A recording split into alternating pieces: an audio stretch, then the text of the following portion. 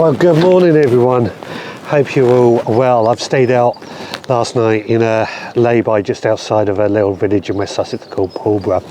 There's a little memorial plaque I want to show you in just a second, but first of all I need to get breakfast up and running, and what I've got this week, something slightly different. I'm trying flameless ration packs for cooking, hoping it might make my days camping a little bit easier. So let's go get the dinner on the go.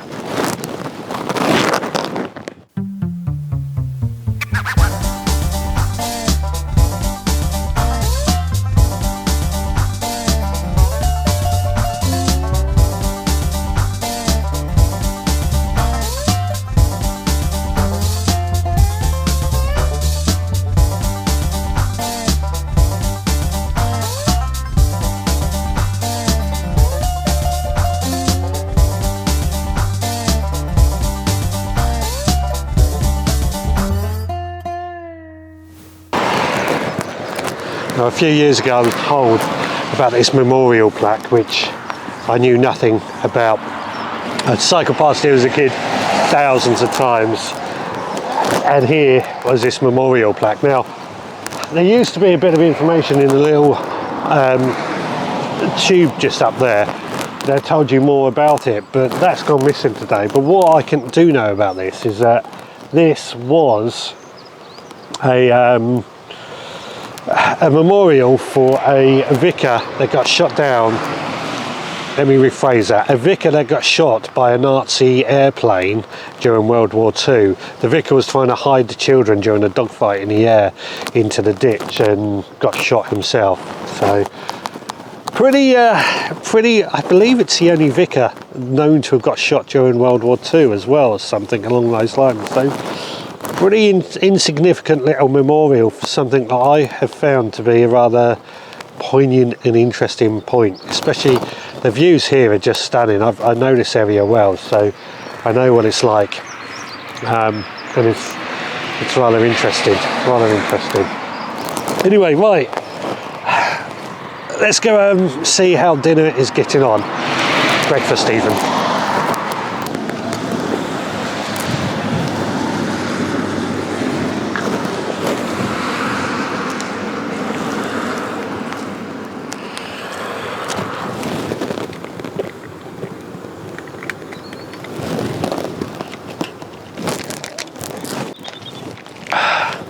Coffee's made. Let's see how well this is done.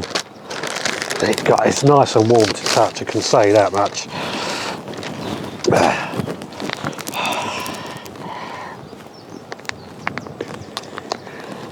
Let's open it up. Good thing is, no washing up to do today. And I'm starving.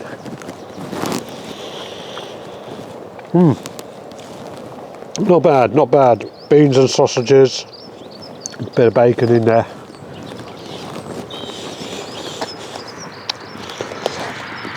Not bad for a quick breakfast, so on the go.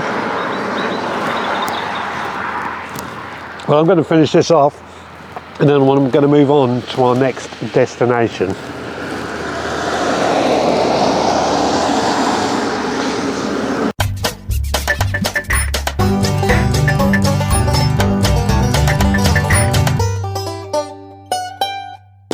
Well, I'm not at my destination just yet. I've just stopped off in Midhurst, very picturesque little town. But it's something I want to go and have a quick look at and take a few photos. So let's go have a look at this. What we are seeing here is the ruin of Cowdray House, one of England's most important early Tudor houses. It was known to have been visited by both King Henry VIII and Queen Elizabeth I. But unfortunately in September 1793, while undergoing some repairs and refurbishment, a devastating fire took hold and most of this property was destroyed. The kitchen tower largely remains, as does some of the buildings on the outer rim of this property. I find myself wondering just what it was like to live in this house or visit this house when it was fully built and in all its splendour. Well, I think we're going to have to visit Cowdray Park or Cowdray Ruin again another time. It was absolutely fascinating. Just wish I had more time, but The main reason I don't have a time today is because I'm just getting to this location that I want to have a good look at today. It's another place that I've driven past loads and loads of times. I've seen this from the side of a road and I want to find out more, and I've been meaning to stop and have a good look. Today's the day we're going to do it. So let's just park up in this little lay-by and I'll go show you what I've seen. So when I've driven past, I've seen what I thought was almost like a mini Stonehenge, and I've been meaning to stop for quite a while and see what these actually are. I did a bit of research online, and a bit of fun, from what I understand. Somebody had a bit of fun making these, but it still doesn't make it any less interesting. I can see there's hidden underneath some of these brambles, there's a few more of these formations, but I think there's about 6 or 7 these rather interesting rock formations that, yeah, I liken them to being a mini Stonehenge. Always intrigued me what was going on and what was here. Why are they here, and are they ancient? From what I understand, they're not that ancient. I did do quite a bit of research online, but there's very little known about them. And what I have found, I will link to in the description down below if you are a bit more interested in this. But as you can see, you know, these are pretty big rocks.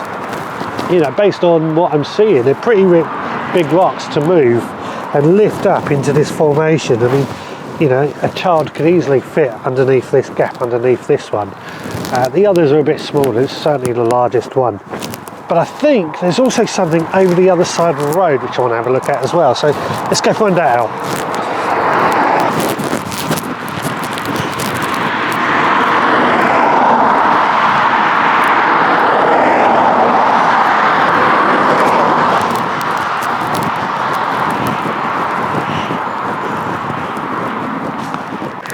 So over on this side of the road, there's this mound. Looks pretty innocuous on its own, but on the other side, there's a stone, which I believe, and let's go have a look and see if I'm right, is a monument to a horse. Let's go find out. There we go. Here lies Colonel R. Mr. Hagen's horse, Melksham, buried underneath these stones, who died in this place in 1910. Wow, so underneath that stone is where a horse was buried who died in this very place. Obviously this colonel was rather fond of it. What a find. I didn't know what to find here, and it's the last thing you expect to find by the side of a road, isn't it? Right, let's get back to Alfie.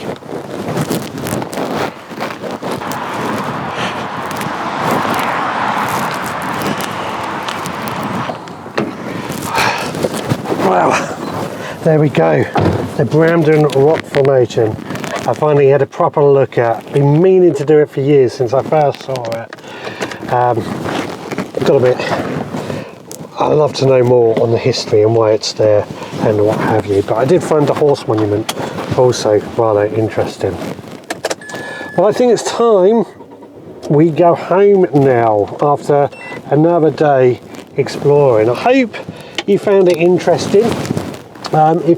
If you have, then please do give me a subscribe and look forward to joining me on my next adventure.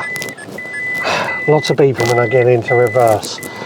Until next time, you guys please take care. I'm gonna try and get out of here.